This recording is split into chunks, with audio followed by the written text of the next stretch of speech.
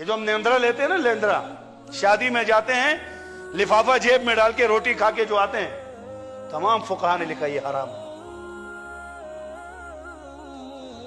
1000 روپے دے کر حرام کی روٹی کھا کے ہم آ جاتے ہیں۔ میں یہی تو کہتا ہوں، اگر آج کوئی یہود ہمیں بٹھا کر سوال کرے یہ تمہاری شادی میرے طریقے پر ہے یا تیرے نبی کے طریقے پر ہے، ہمارے پاس کیا جواب ہے؟ انصاف سے بتائیں، کوئی جواب ہے؟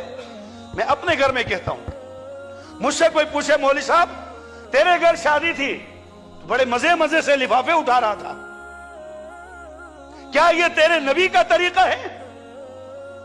اور علماء نے اس کو سود میں شمار کیا، سود میں۔ کیوں؟ اس میں تبادلہ ہے، اگر نہیں ہے تو مجمع میں ایک آدمی اٹھ کر بولے جی ہمارے ہاں یہ تبادلہ نہیں ہے۔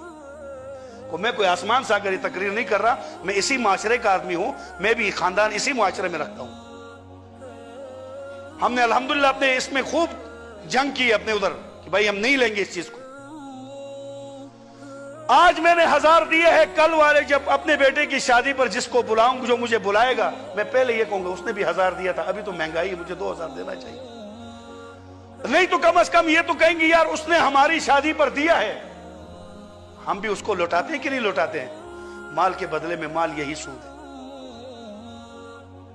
اور اس کو آج دیندار طبقہ کر رہا ہے، دیندار طبقہ۔ اس موقع پر نبی کا عشق کہاں چلا جاتا ہے؟ اس موقع پر نبی کا دین کہاں چلا جاتا ہے؟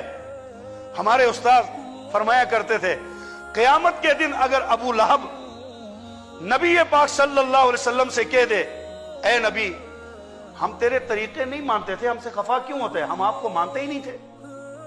یہ ذرا تو اپنے والوں سے پوچھنا جو کلمہ تیرا پڑھتے تھے، طریقہ میرا لیتے تھے، شاید